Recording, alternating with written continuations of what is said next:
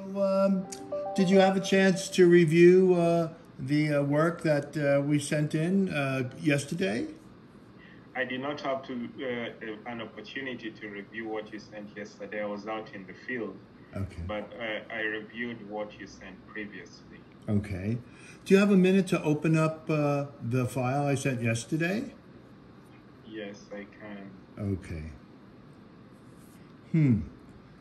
I don't know why my camera isn't on.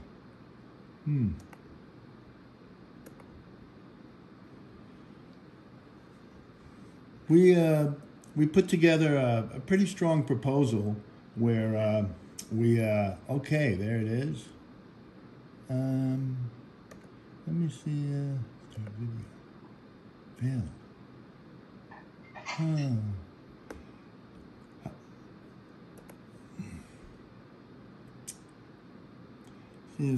Something's going on with my video, but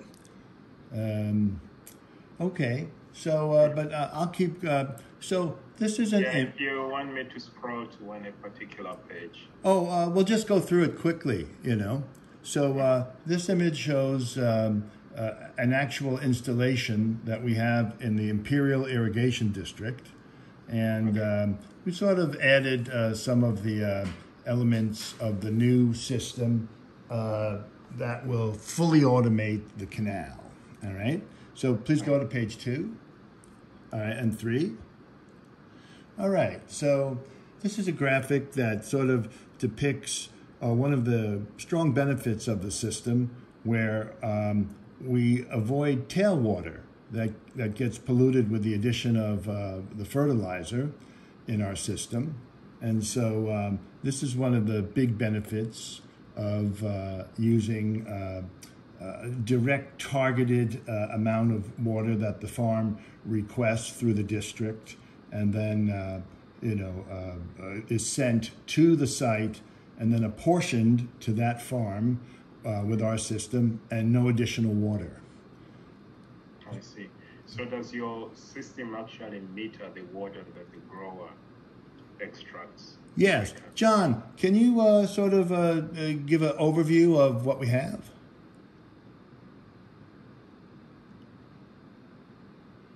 Oh, John, can you hear us? Can you hear John? No, I think he's muted. John, your item is muted. Wow. You can't see me and you can't hear him. Not good. John, can you hear me? No, I think John's computer shows it. Ah, there we go. All right, John. Yeah. Okay. The line through the microphone sort of turns things off, doesn't it? Okay. Yeah. So what we're proposing is that if we can measure and control, not just measure, but control a constant requested discharge to a particular field, so that the result will be no tailwater. Then we can also control the canal itself, because fluctuations in the canal will be avoided, or if they do occur, they will not affect the discharge to the farm under the system that we're proposing. And it will work primarily very well on open channel systems such as those at Fresno and Imperial Valley, and most of the places in California, as well as many places in the world. Yeah, we still have a lot of surface irrigation in California with district water. This is our target market for our invention, is just open channel flow surface water. All right. Yeah, and in fact, I see another application. Maybe you thought about, or maybe you didn't. Is the state is now very heavy on managed aquifer recharge in agricultural areas. That's great. Okay. This infrastructure could be leveraged for that type of application. That's wonderful. Okay, please continue to the next page. All right, and one. So our group is involved with electronics, all sorts of transmissions and telemetry, And so we feel that if we can have others monitor the system, including the public, just type in a link and see what's going on, that might be a good way to sell this system statewide at least. So I have an idea, not sure if it could happen, not right away, of course, but to have the college, the university, be the center of this whole invention device, including the fabrication of the units. And we have manufactured all of these already, and so we can supervise that. But you'll see in this presentation how I try to get the college to get involved not only on the physical parts and the measurement parts, but on the sociology of what this is. And that will become more apparent in the presentation here. So our system essentially is a flow conditioned pipe. You saw what John had developed for us and what I had fabricated and what we tested. So that would be in the middle of the page. And then that propeller, that reverse trash propeller from micrometer, that is a key element to the success of not only measuring, but very low cost in terms of the system. And another item which I didn't mention in my reports is that our system does not require personnel to come to the site and inspect it and clean it up at the beginning of the irrigation cycle, which others would. So if you have 100,000 applications, that's quite a bit of money every year to pay an independent firm or even the farm to do that. So with us, you do your irrigation 3-4 months, and then you go fallow, and then you start up again.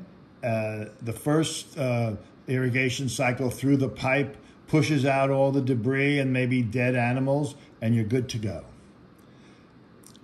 Then the control panel, as you saw in the previous presentation, we have good data logging capabilities with sensors that will show what we have.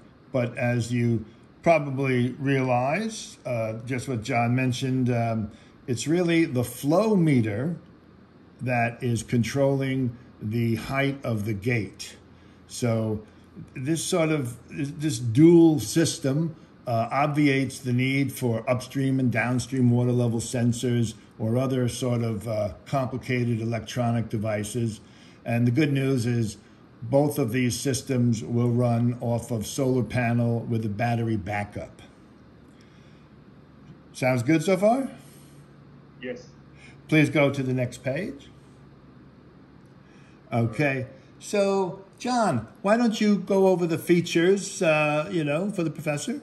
Can we call you by your first name or Professor? Yeah, I am very informal. Do you have a nickname or Isaiah? No, actually, it's pronounced Isaiah. If you read your Bible the way it is. Okay, I think John is going to be good with that one.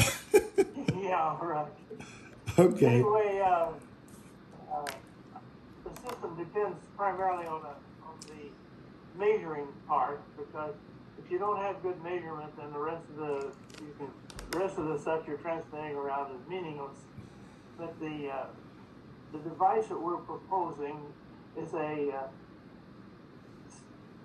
actually simplified. It works.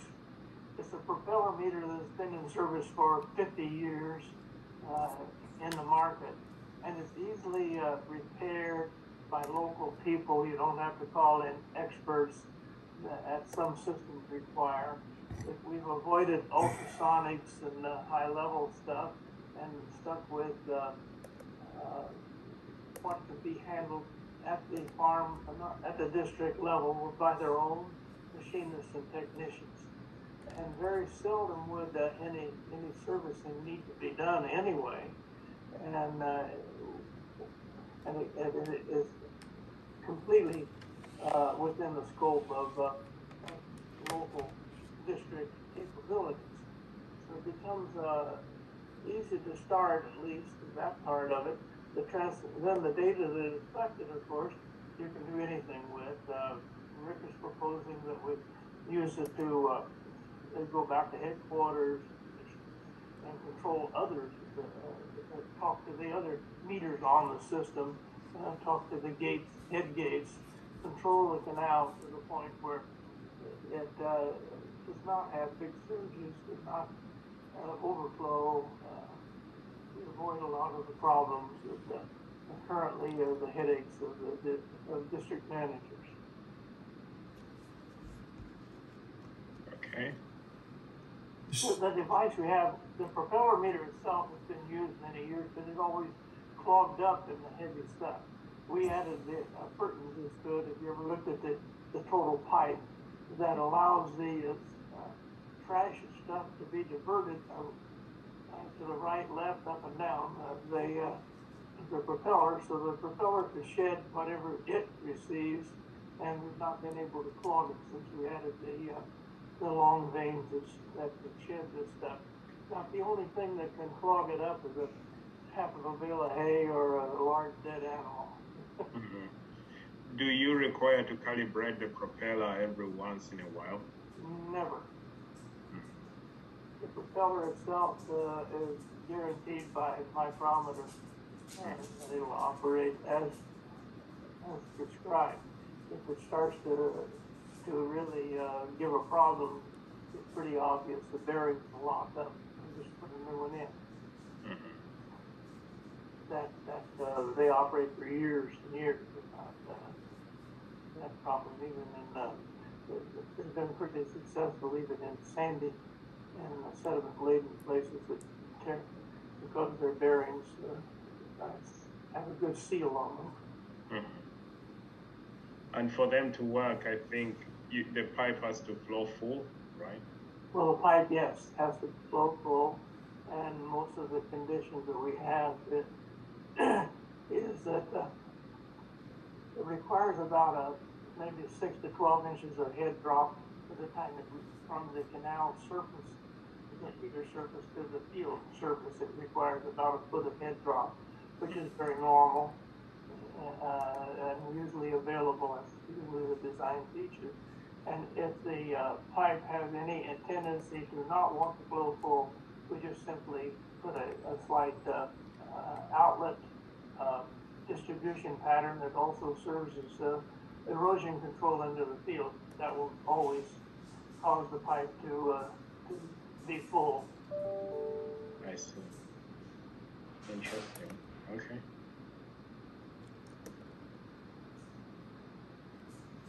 You want me to move to the next slide?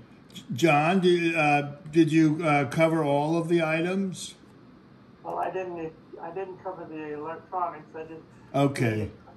The actual, most of the gates can be fitted with one of our suggested frames that can just be added simply to the gate, so that, for example, a linear actuator can be attached to the gate opening, and that linear actuator then would be controlled from feedback from the gate.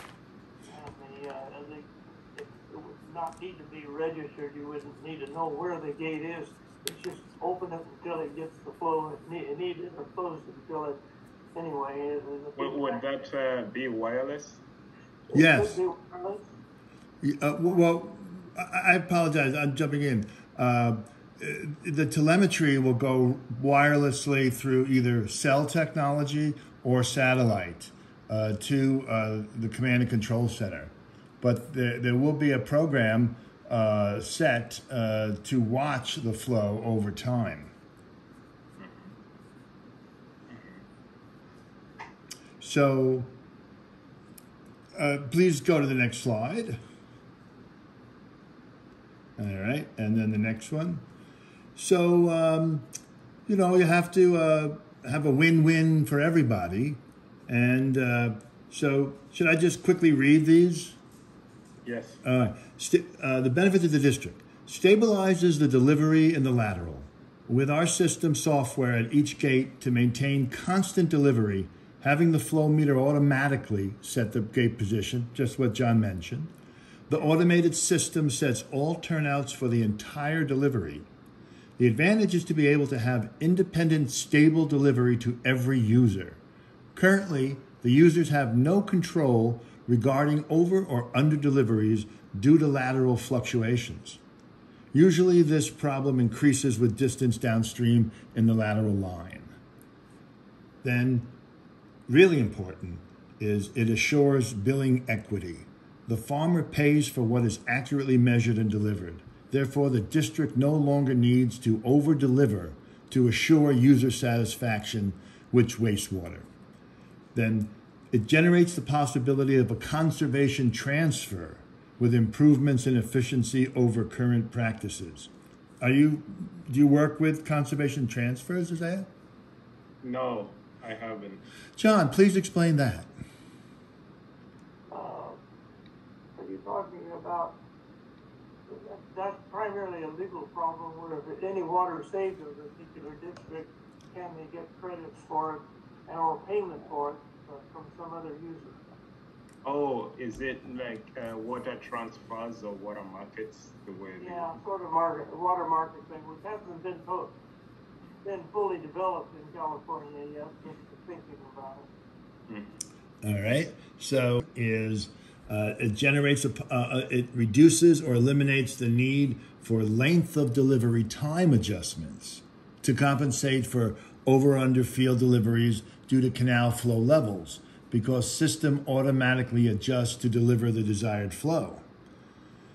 So those are the things that causes fluctuation in the canal. Someone upstream says, "Oh, I didn't get what the canal was too much. I'm getting flooded out," and he starts to close down, and it causes a surge downstream. You finally end up with wastewater at the end, or the reverse can happen. I'm not getting it. I'm going to have another hour delivery, and these sort of things can be completely eliminated. All right. Improves surface irrigation application efficiency and uniformity to increase crop production. So, it helps everybody with that. Then we may not need to add downstream reservoirs online near the end of the canal. That's for tailwater. Mm-hmm. John, you want to sort of flesh that one a little more? So, as you know, some districts have been trying to address some of these problems by going to pressurized lines. But that's a lot higher costs. Yes, if pressurized lines would be a high-cost solution, and can be accommodated in certain places.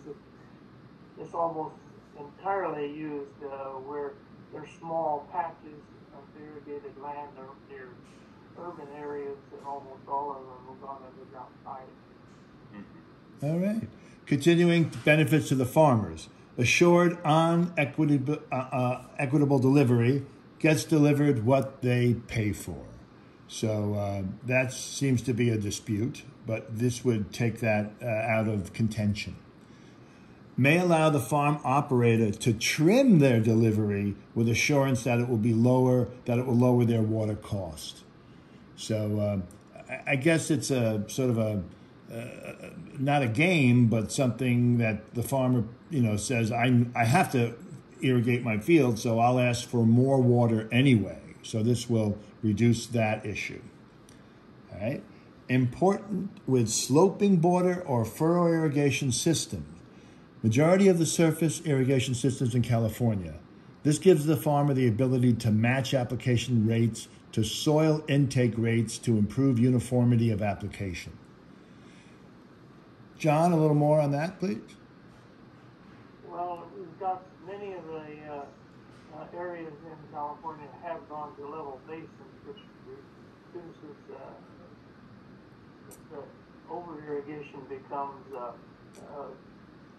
deep percolation and wasted as far as the crop's concerned. It may even include groundwater. We don't know, but whatever happens there.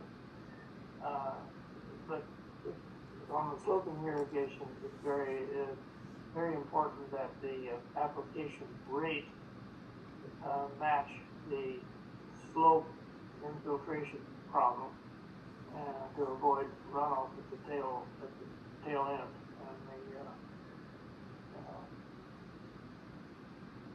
And basically, you have the present systems. You just order water, you open the gate, and you get what you take. It may be accurately measured, and he may be charged for what he gets, but it wasn't right in time and application rate to be effective, and therefore water is wasted. All right. To avoid that. So again, the practices would increase crop production, which the farmer then gets paid more money for his or her work. All right. Please go to the next page. And so we're saying, you know, there's the district and the farmer, and what about all of us? Quantity, the water savings used through the various farms, evapotranspiration, lining of the canals, the age and disposition of the site structures, the equipment, the automated irrigation system with a particular water. Okay, so we're saying you save water. And of course, if you save the water, that water could be used for urban areas, for, you know, personal issues, for businesses as well. Less cost for purchasing water. States' use of newly found water. Hiring freeze of ditch tenders. So this would be a big bonus to the districts and the farmers, because you would not need the ditch tender at all for a fully automated system. And of course, we care about everybody, so there could be reassignments of the ditch tenders to other on-farm tasks, all right?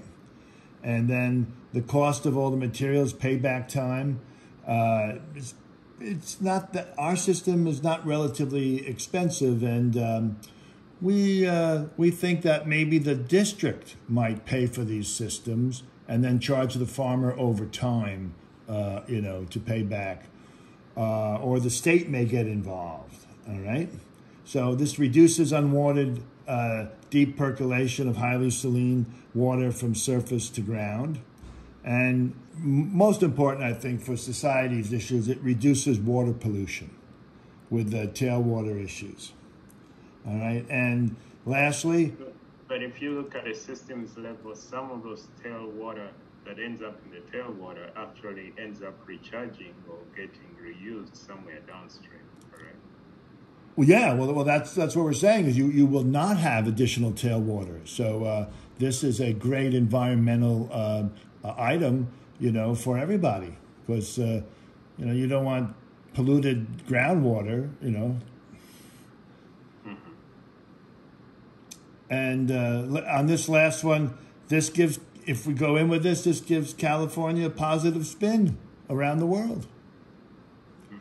All right. Please go to the next slide. All right.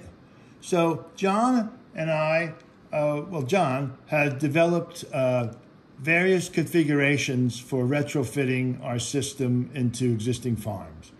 All right. Please, next slide. All right. So this unit was actually appended to the back of that gate. That's in the Imperial Irrigation District. So if there's room in the farm to have a 40-foot pipe go into the field and not get involved with the actual grow area, this would be a good application. All right? Your pipe is running from behind the gate to the lateral head on the field?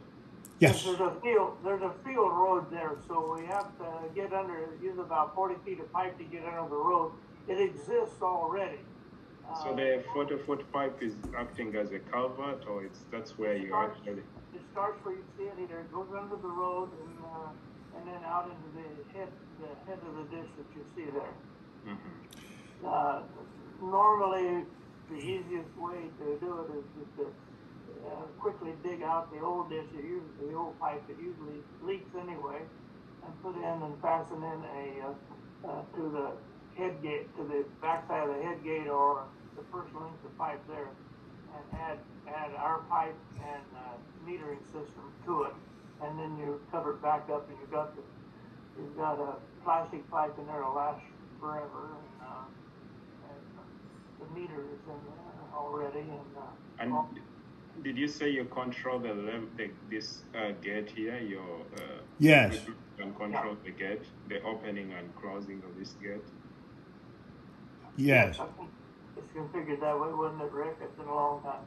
Yes, that orange area there is a linear actuator. It is involved with our control box and censored, and so it raises or lowers the gate based upon our software to tell it to continue the flow that is determined by the propeller meter. I see. It's unbelievably simple in terms of what you get for. How reliable do the actuators work? Oh, they're plus or minus 2 millimeters. Do they fail often, or? We have worked with actuators in the outside, not on farm, but other inventions. They're very reliable, and also it's going to be very easy to change it out because it's just connected to the stem of the gate. So you're not inside, you're not touching the gate, you're just moving the stem up and down. Most of those linear actuators that I've seen anyway can exert quite a bit of force. They operate as a DC type motor at the top that operates a worm gear that winds on the stem. So they can exert quite a bit of force. And sometimes you need up to 700 pounds of force to break the gate loose after it's set there in the winter, and they're able to do that. Mm-hmm. So I want to also mention, please see the text. It says flow condition pipe behind gate, and you see 2 arrows.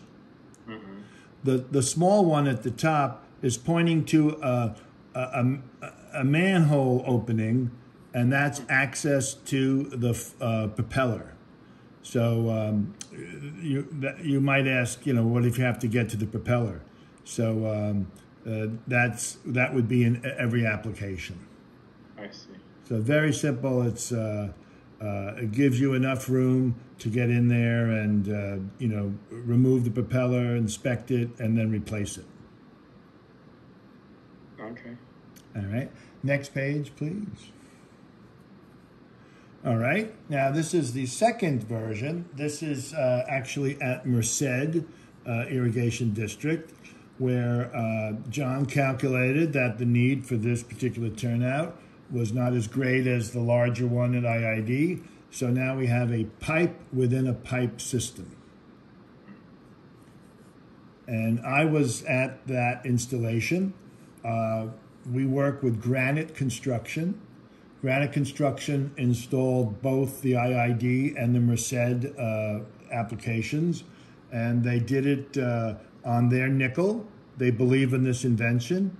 And I said, if we get the chance to go big, we'll only talk to you. And, I think they're great and biggest firm in California.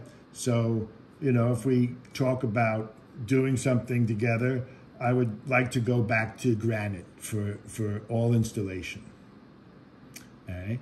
So next. How much, from an economic point of view, how much would this installation cost? I don't know, because I didn't pay for it. But please go to the next slide. So here you see Granite Construction. I was there from the beginning to the end. It was 2 people, 1 backhoe. It took 4 hours to do the whole thing. And there was no site preparation beforehand. So, of course, if you're going to do hundreds of these or thousands of these, then you schedule them over a period of time, and the installation cost goes way down because you can have lay-by areas, and you could do it at night and all the rest. So for that, I have pricing on 100 units that I'm going to share with you today, and but I don't have pricing on the installation. So it looks pretty simple. All right. Please go to the next slide. Let minute, Rick, did we kind of visualize or kind of work out once that if all things were the backhoe operator and a couple of people, two or three, a couple of laborers and the backhoe operator could probably install 2 of these a day on average, about 4 hours per installation or something like that. That is just the physical, get the road over, put the pipe in, the metering system in, put the concrete connection or whatever they require, and fill it back in and smooth it over and get the road open and move on. The electronics would be a different question. Yeah, on the electronics, I mean, you know, we do some heavy civil construction in my company, so, you know, there's all sorts of, you know, setups that you want to, you know, attempt, and one would be a crew just going from one to the next, siting the concrete pad. You know, you just have a group doing that with the rebar and the pole getting ready, and they would do that one at a time, and then you'd have the electronic people come in. Obviously, there's some sensor cables coming out of the propeller, and of course the actuator, and they have to be conduited underground to be safe, and then easily connected into the control box. So all of that would be well planned by John and myself and the construction firm, and of course the farms as well. So John, want to talk about this for rice irrigation? Well, up in Yolo County, there seems to be a lot of rice, and they need a surge, a large surge flow to start with, and they need a maintenance flow later. So this has 2 meters in it. It's a 4-inch meter you see on in the near thing coming out of a little elbow from the big pipe. John, what I'm going to do is I'm going to give you control of my mouse so you can even comment on here we go. my There's a little pipe right here for the continual flow after the big. John, I have given you control of my computer so you can move your mouse. Here's, okay. Can you see the mouse now? Yes. Yes. Right there. This is the small, in order to keep it from bugging way out here in the field when there is no road to go under, we would just put an elbow on here and go this direction to maintain the flow conditions we would like to have for the big propeller meter, which is located right here. And then a secondary meter would be put in here and a discharge and close the big pipe for the maintenance during the crop growth. Mm-hmm.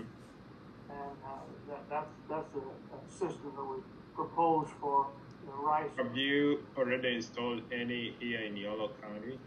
No, but we don't have any installations up there yet. But again, John, did you mention the second pipe with all the flow conditionings and an automated gate? So you flood the field with the big pipe, and then you trick. Yeah, that's what I just told her. Oh, sorry, I didn't hear. I'm sorry. Okay. Okay.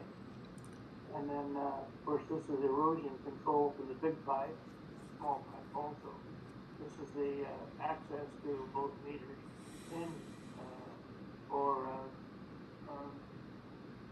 once in a while you're going to change something out of there over a 10, 20-year period. And this would all necessarily probably be underground at the time, ultimately, or stay open. We'd probably just put a mound here, or this would be just a frame structure. It doesn't have to be a mound. Any configuration you like, depending on the farm and the local desires. All right. Please go to the next slide. You probably take control back. Okay. As I started mentioning earlier, when John and I were taking this around 8 years ago or so, there was a lot of talk with manufacturers of trying to sell us all sorts of equipment. But now, because we only had the flow conditioned pipe, we did not have the idea of automating that gate. So we needed an upstream, downstream water level sensor and all the rest. But now we don't need anything. so many great pieces of equipment that might have been used now are not necessary. So you can see the connection here. You see the pad here, and this would be the base that our pole would be connected to. All right, next slide, please. All right, and so I'm not sure if you're familiar with this item. It came out in 2002, but it's this is only automating the farm turnout gate. And if you read this, it's a very complicated series of interconnected pieces of equipment and sensors. We only have a simple linear actuator connected to the stem that doesn't really care about the position of the gate as long as it's doing what the flow meter tells it to do. Isn't this similar to what Rubicon is doing or other companies?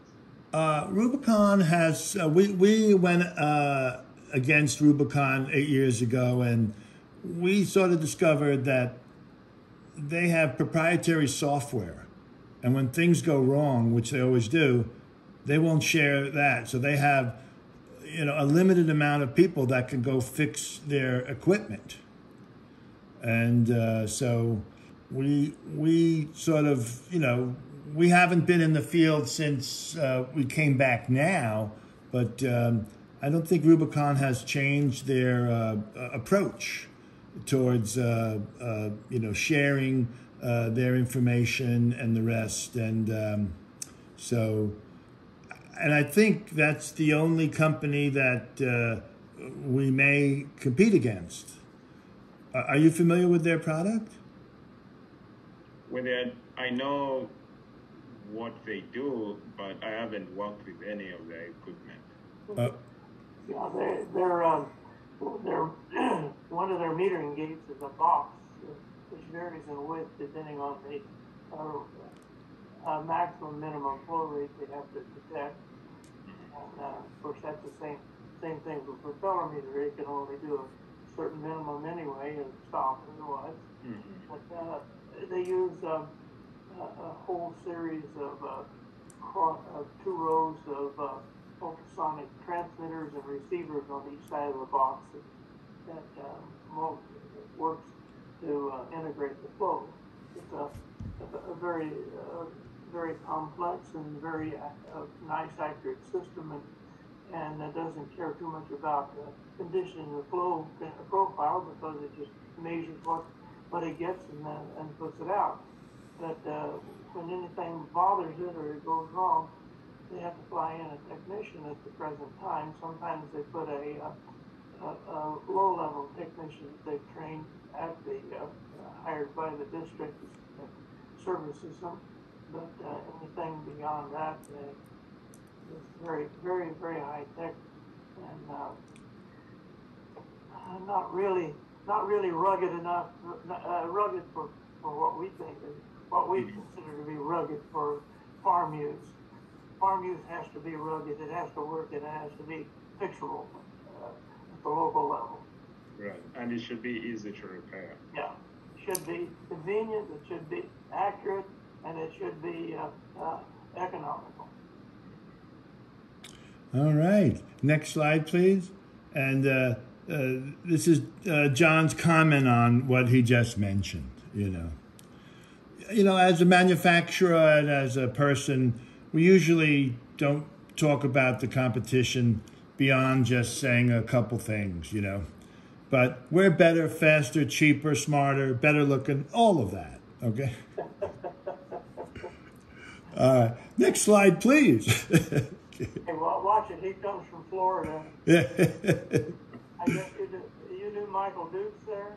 Yeah, I knew Michael. I worked with him as a grad student. Oh, he was your professor? He was my co-professor for my master's, yes. Okay. Very nice.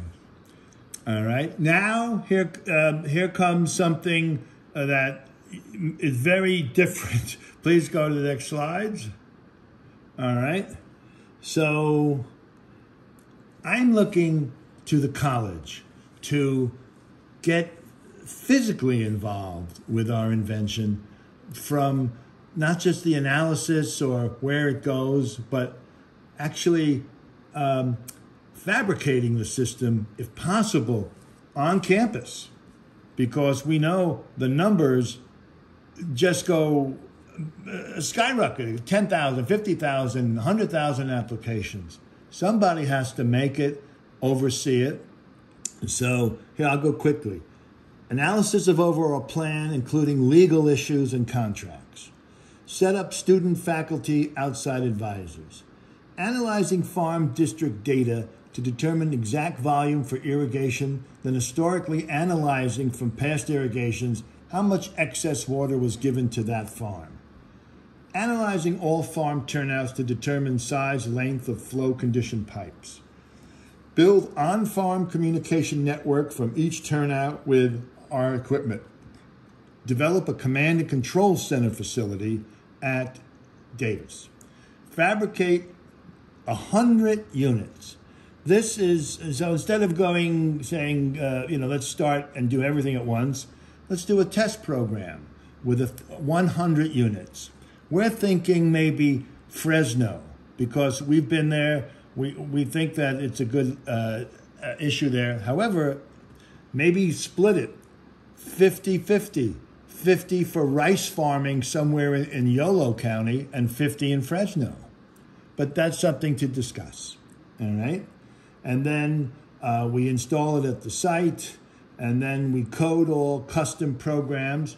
So I'm thinking that the electrical engineering department and software department at UCD could get involved and help write the complicated telemetry programs, data logging, and ways to sort of instantly grab information that someone would want to know, especially pricing issues. How do we know we're getting this and paying that, all right? So please go to the next slide. Yeah, I want to, before we move to the next slide, John, I want to make a comment here, is that I do not think, I can only speak for UC Davis, I don't think we have the capacity to do fabrication. No problem. It was just maybe in the future. I do have that. So we can... We could maybe help on the analysis part, on software development component. But I can tell you, because of our fair labor rules and reduced federal state funding and all that, hiring anybody to do something on campus is very expensive. Well, I also have an idea of who will fund this, but we'll talk. Let's continue on. Obviously, UC Davis would not fund this at all. All right. So, okay. This is good. All right. All right. So this is still the slide we were talking to. So since we have already fabricated and installed these systems, RSA will take care of all of that and deliver it to the farm and help oversee the installation and the commissioning of each of the systems. All right.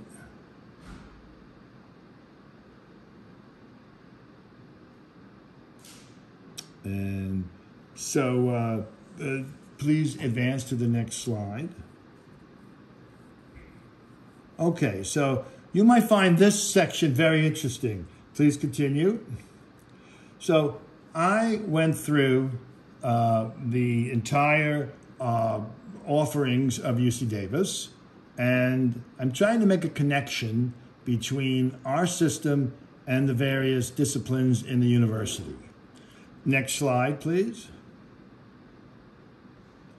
Okay, so on the left side of the screen are the various disciplines, and on the right side is what I think could actually be worked through in the college with the students, and it should increase the syllabus. Or John, please talk about the first one: sustainable environmental design. All I can say is what we put Okay. Review and study overall system to show how a governing body can apportion available agricultural water while monitoring and controlling that agricultural water to the farm. And then jump to hydrology. Study and monitor the flows of the headwaters through the laterals into the on-farm distribution, through the turnout slide gates, through the pipe, and then out into the field. Plant sciences. Study all crops grown in California by water requirement and detail useful resolution of water source to that crop based on plant physiology, not based on economics. Geographic studies. If we're going to do this big time, it would be great to have satellite mapping and to know all of the areas of where we're headed, and possibly to follow through satellite that slug of water that comes down the open channel into the systems. What do you think of this approach in general? Because this goes on for each of these systems. Do you think we can convince, or at least show it to the dean of the colleges and say, here's something that is new and useful? Yeah, all the areas that you clearly identified, we have capacity in all of them. As you know, the question would be is the interest of the people that are working in these different areas. Yes. And so we're hoping, Isaiah, that you would be our champion within UCD to make a pitch, to explain it, to probably create another Zoom session with interested parties who will ask what we're thinking of. All right, so action items. Next slide, please. I think we passed the action items.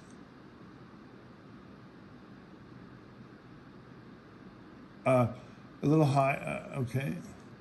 Okay, one more, I think. Okay, yeah, that one, okay.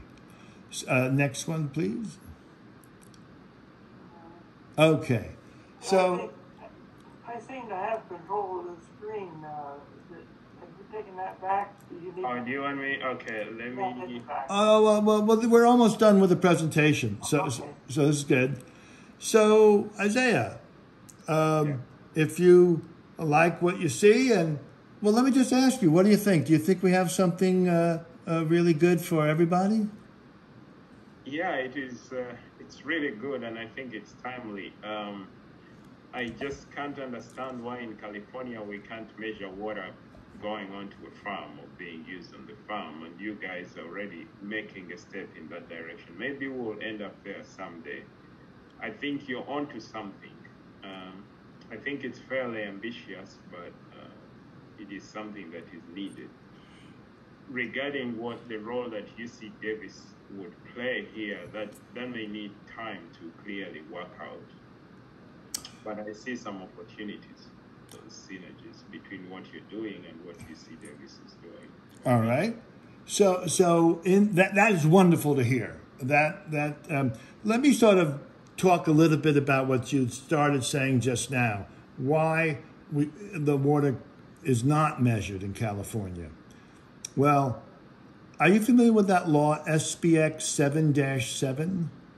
Yeah, in fact, I was going to ask if some of my colleagues were involved in training for that law through UCNR or the cooperative extension. Probably.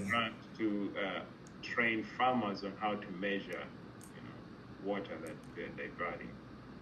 Are you familiar with Khaled Bali and others? No. No, I'm not. Most of the people, the extension people that I knew, including Dr. Wes Wallinger, they're all retired. Actually, I've outlived them all. I was Wes Wallinger's replacement. So what we had learned is actually John and I worked on a previous very, very intense water measurement device. It was a automated metering gate that went into the canal, and it was an undershot gate that could both produce accurate measuring flow in large canals. This is before the farm. And so I'll send you, would you like to see that one? But that's okay. It's fantastic. It's great. But that's how John and I met. And then after we installed that unit and tested it and wrote a white paper and had people look at it, we heard about SBX 7-7. So we started to go at it, with this flow conditioned pipe. And so John and I actually flew up to Sacramento and we attended a couple of the sessions in the Capitol where they were trying to initiate the law. The law was passed, and this was the time to, make it happen. And what we discovered was it's a very embarrassing series of comments made by people who were trying to avoid the law because they didn't want to measure the flow. And so I think that is really the driver of why it hasn't been measured, is because, and this is my opinion, the water was essentially free to the farmers and very inexpensive, and especially if they allowed the hydro plants on their property to create electricity, and they got water for free. And of course, nobody wanted to be told what to do or whatever. But then the drought came in, and people started, non-farm irrigation people started to complain, where's water for me? And then the farmers say, no, we're grandfathered in. You can't touch us. But then the drought continued on and on and on until we're here today. And then John told me I had a plan to automate the head gate. And I said, well, then you just created the entire system. Now we can automate everything. And, it would be fantastic. So that's when we came back with this combined device. And now it's just getting worse and worse every day. Now the farmers aren't getting any groundwater, for crops. So I think that it's a perfect time, as you say, to get this one going. So please go to the next slide. Well, just a moment. Sorry. Those meetings in Sacramento, my impression was the biggest effort they were trying to make is to make sure that they could get by with a plus or minus 15% inaccuracy, so they wouldn't have to do much of anything. They could almost estimate that. And our contention is that unless you can measure at least to the 5% or better, you can't tell who's doing a good job and who's doing a bad job. The bad job people need a lot of attention from the extension people, and the good ones need to be emulated. So that's why we really got interested in trying to get a reliable measuring device that would allow this kind of stuff to gradually develop. Interesting. And so here is something we're hoping that you could help us with. All right. Next page, please. Do you know this gentleman? No. Do you know the Aqua Group? This is Association of. I've heard about them. Yes. Well, I think. And please look at the bottom right, the red boxed item. So he's a graduate of UC Davis. He is. This organization is sort of the union of the largest farm districts in California. And it says 90% of the water delivered 450 local public water agencies. I'm hoping that you or the dean or the president or somebody very high up would be able to convince Dave that this is the way to go. And so he can distribute it out to all of the members. My understanding, which is very good for us, is people follow the leader. It's not like these districts have their own, they all have their own ideas, of course, but in a major sense, they all sort of listen to the head of the group. So if we can make an impact with Aqua, then I think... Rick, why can you as a company contact them? What would be the obstacle there? Well, because my plan is to have UC Davis actually run after the fabrication and installation. There's going to be a tremendous amount of data logging and checking and, through the command center. I'd like that to be at Davis. Yeah, because that's where our interest would lie. Yes. Looking at the data, analyzing it, trying to get insights. Right. And so if we go to Aqua through the college, I just become the supplier of the equipment. And then you... But you can speak better to the equipment. Oh, absolutely. No. I mean, excuse me. I didn't mean going alone. I mean, sorry, I didn't really focus on the slide before of action items. The first one would be what we're doing now. The second one would be if you have a positive sense of what we're doing, go to the people in UCD and say, what do you think? And then we'll have another meeting about going forward, and I'll take care of the manufacturing and the installation and the rest. But I think if you get involved with the, all of the electronics and the future of it, that's where it's going to happen. I mean, I sell the equipment one time and it's installed, and then I'm out. And then UCD takes over. To me, that's really attractive. Please go to the next slide. I think that the president of UCD should contact Mr. Vilsack and tell him what's going on, because he was in Fresno 10 days ago and or less, and he said, my God, you guys need some innovation. So I'm thinking all of this, $1 billion or more for California, could be paid for by the U.S. government. That would be very attractive, because now America is doing something for Americans. I think there's one more slide, or maybe not. And of course, the Sacramento Bee, let's get the word out locally. So Isaiah, that's my big scheme. It sounds like there is room for UCD to get involved.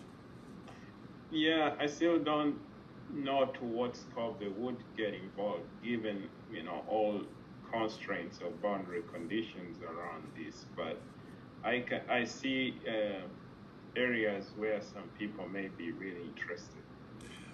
That's great. And as I mentioned earlier in the beginning, there are a lot of people that are interested in using these irrigation systems for groundwater recharge. So do you think that's a good beginning? Yeah, I mean, have you talked to any districts that would actually be interested in taking your technology, but for a different application, for flooding fields, not necessarily irrigation, although you can use it for both? No, we haven't, but we got, how can I say this? It was very insulting to me personally when I would go to the various districts 8 years ago. I spent a lot of personal time driving around. I was a pariah. The farmers didn't want to measure it. The districts could care less. And they looked at me and John as just somebody coming in to just try to make a fast buck. But that was... Before I came to California, I worked in the Ogallala region, and we had issues there too. Some people wanted to pump the aquifer and leave. Some wanted to pass the farms on to their children. Yes.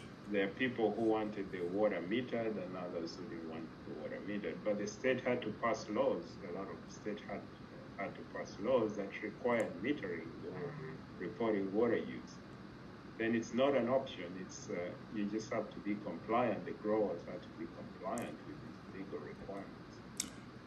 Yes. So, but you asked, have I shown this recently?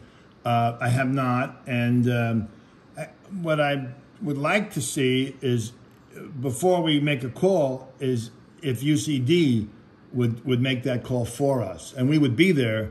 But in other words, in all truth, if we sold 5,000 units to Fresno, who would run it? They don't have that capability. Plus, all that data is food for hungry university studies. Yeah, well, people would fall on the data, but there are a lot of other pieces before you get to the data. Yes, yes. So I'm hoping that the prize of the data would be looked at, and that UCD would understand this and help John and I promote this. And I think it should go right away to the governor's office. It should go right away to Vilsack's office, because we've already proven it. We've already installed it.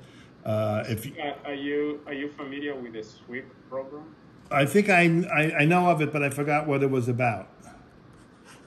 So the SWIP program is the statewide water and energy efficiency program, where growers can apply for up to $100,000 to improve water and energy efficiency on the farm.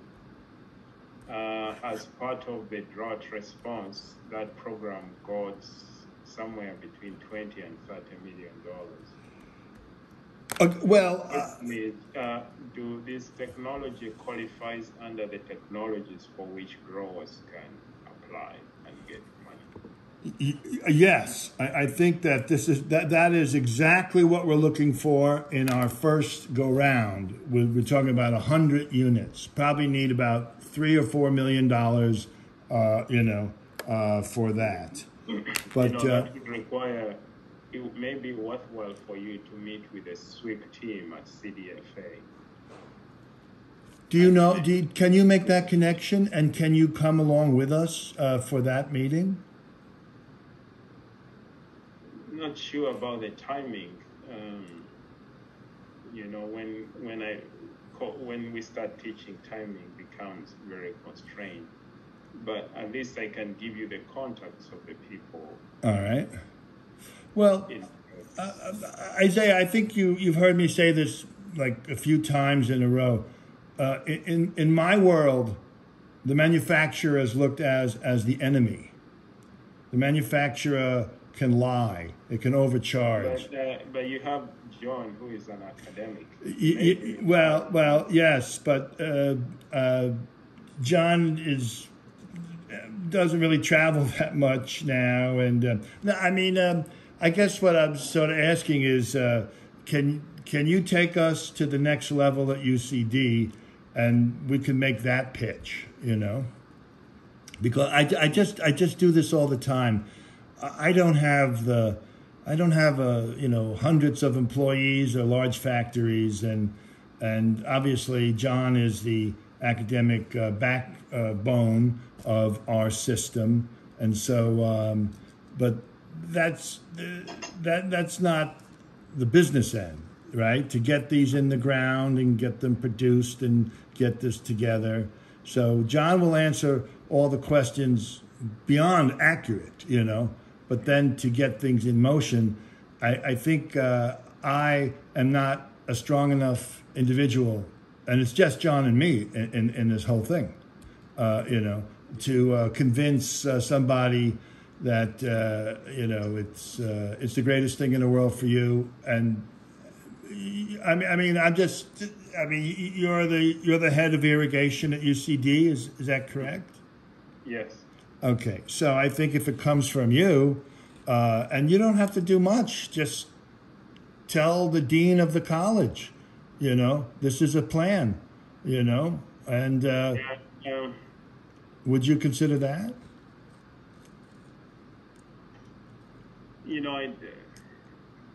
You probably may or may not know, but the dean by themselves may not do much. Well, who would? I mean, look, all of us are adults. We've been around the block and around the world. You know, if this is going to happen, I mean, I'm just... Instead of the dean, actually, on a topic like that, I would talk to the director of the California Water Resources Institute. Wow. Part of the UC system. Okay. What is his name? His name is Doug Parker. How do you spell his last name? Parker is Parker. Oh, wonderful. And that's California... California Water Resource Institute. Oh, wow. You know, I think that would be wonderful. Just that. If we can get him into the system, then he could push it out. Because Doug has statewide responsibility, and he's the link between UC and the state and the federal level as well to USGS and others. That's the man. That's the person we would like to speak with. Would you consider contacting him, sending him all of the items I gave to you, and then saying, would you consider a Zoom session with the three of us, actually the four of us? Well, I can include the email, but I should be careful not to point a picture of promoting a private company per se. I completely understand. I respect and understand that. I can facilitate, linking to people I think would be useful. Okay. Would you consider sending the first group of documents I sent and this one together? Yeah. Maybe sending a lot of documents may not be a very good idea because people may get to them but may not even understand them completely. Just sending one PowerPoint slide or presentation may be better. Would you please make that up and you choose which ones and send that forward? Yeah, or even sharing this one that you went through today. Okay, I think this one is great. It doesn't have all the technical stuff, but then if they ask, then we can send that to them from us. Mm-hmm. Wow. That's wonderful. So, thank you for your time, Professor. You're welcome. Yeah, best of luck. All right. So we'll talk next week sometime. Is that good, or should we? Yeah, maybe we get in touch with Doug and see what he thinks. All right. Thank you again. You're most welcome. All right. And we'll talk soon. Thank you so much. Okay. Thank you. Bye. Bye-bye.